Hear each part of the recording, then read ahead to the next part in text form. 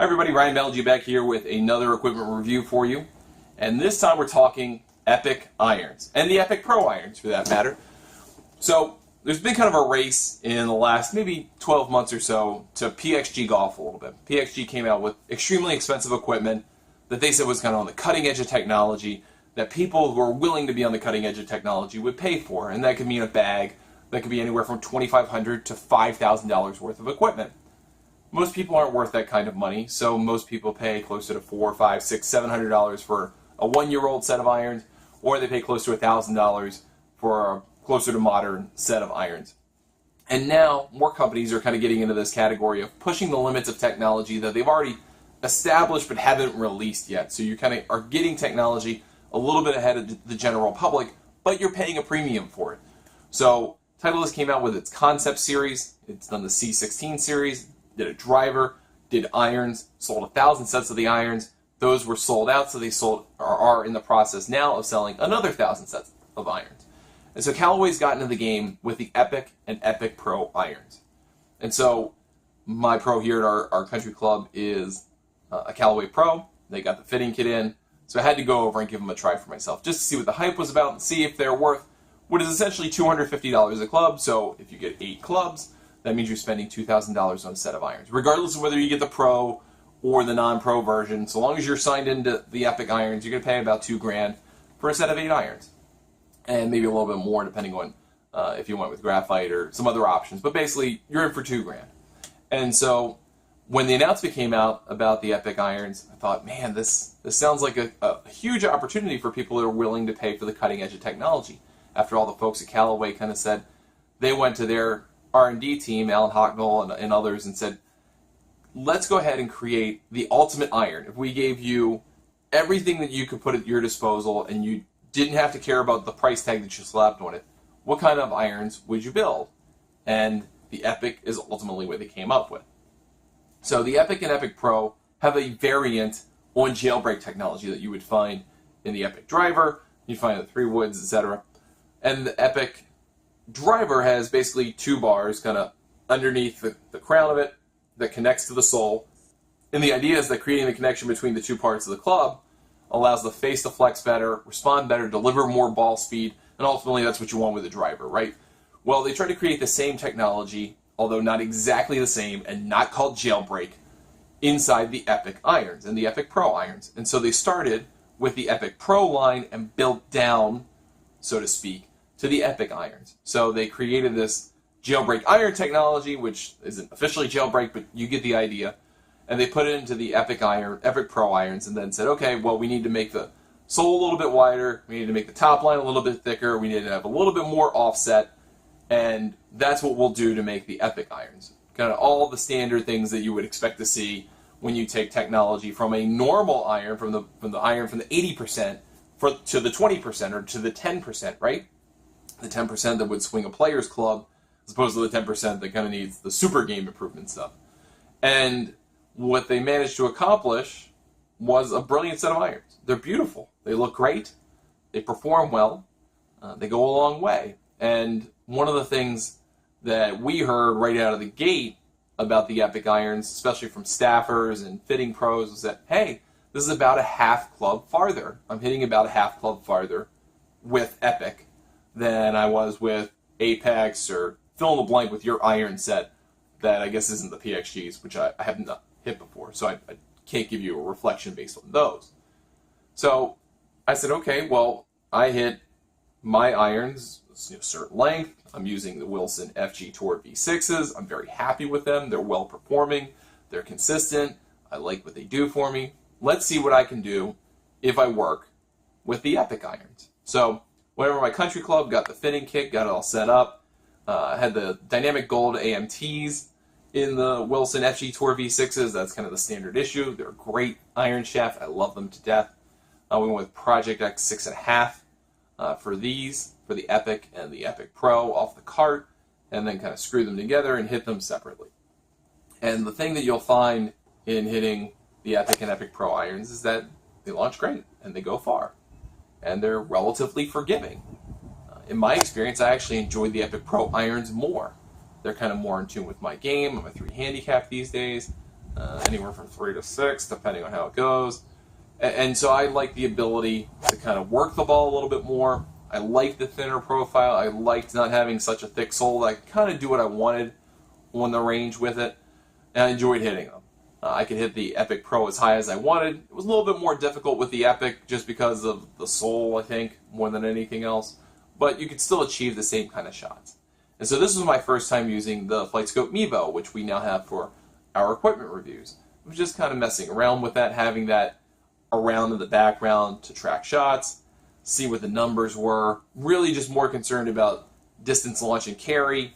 We didn't put any of the metallic stickers on range balls so we could get total spin numbers. So we didn't have those for you. But looking at the results between Epic, Epic Pro, and my gamer irons, in a 7-iron specifically, because that's what comes in the fitting kit, the results are substantial. I mean, you're hitting it 20 yards farther in my case. That's a long way to go. I mean, that's a club. I normally hit my 7-iron anywhere in the range, depending on what I need to do with it, from 160 to 170 yards. I typically hit my 6-iron in the area of 180 to 195 if I've got a step on it. So all of a sudden, I was hitting in a 7-iron a package I could hit with a 6-iron. And afterward, kind of went to the pro shop and said, "Hey, I'm about a club farther. This is amazing." And the response was, "Well, maybe you should double check on the lofts, but these do sound pretty sweet." So we went and checked the specs, and at least compared to the FG Tour V6s, the 7-iron in the Callaway Epic Pro and the Epic is substantially stronger. And in the Epic, it's 5 degrees stronger than the 7-iron in the Wilson FG Tour V6s. In the Pro, it's 4 degrees. So effectively, that's close to a club. Not quite a club, but close to a club. And so that's something you need to keep in mind when you're looking at these irons, that you are effectively hitting stronger lofts. But also a thing to note, the 7-iron in the Epic line by stock is a 1/4 inch shorter than the 7-iron that I have with my Wilson gamers. So it's not apples to apples. It's not exactly one club stronger. It's not exactly 1.5 clubs stronger, whatever you want to come up with. It's just something you need to know. That doesn't make stronger lofts a bad thing. In some cases, engineering kind of requires it.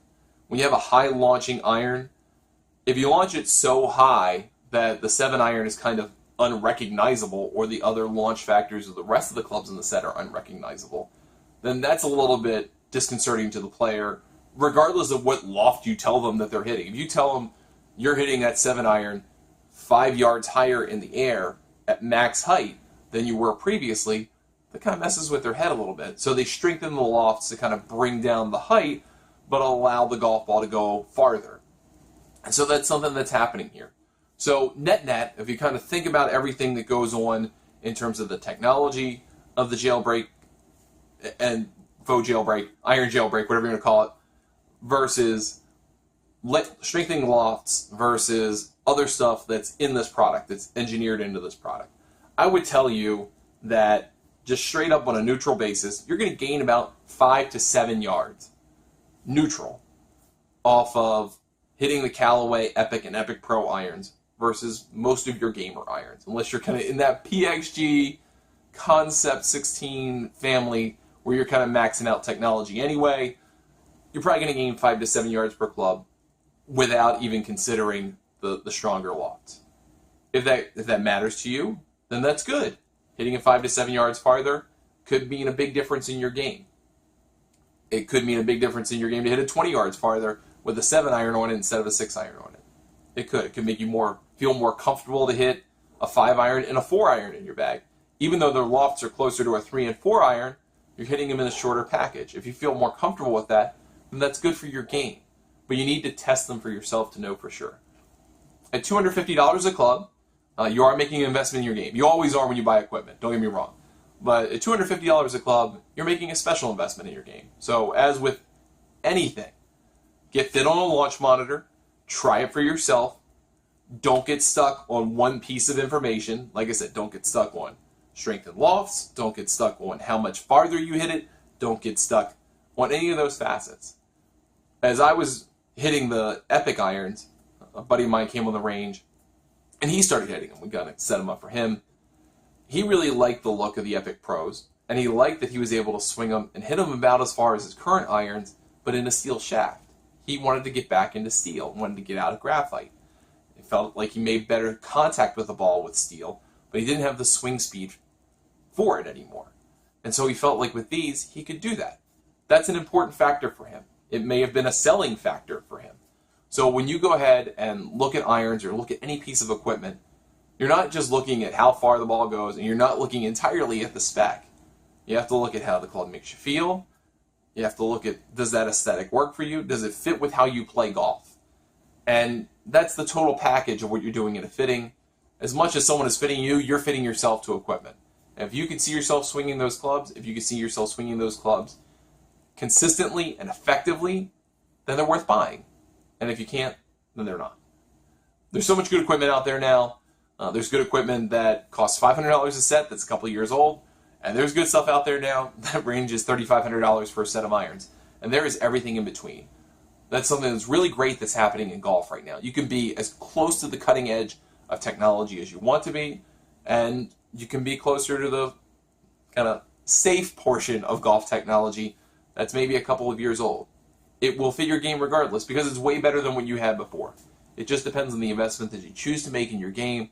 And if you choose to make an investment in your game that's $250 per iron, then make sure it fits you, make sure it feels great, make sure it's going to work for you, and then go beat the hell out of those irons and go beat your buddies every single weekend and make those things pay for themselves. So that all said, I really like the Epic irons. I like the Epic Pro irons even better. I like the aesthetic. I thought they were sharp. I could do what I wanted with them, especially the Epic Pros. And I kind of threw out that the lofts are strong. That's something just to be aware of. If you're someone like me, that you go ahead and have to buy an extra wedge because of that, okay, that's the reality of the situation. But that's something to be aware of.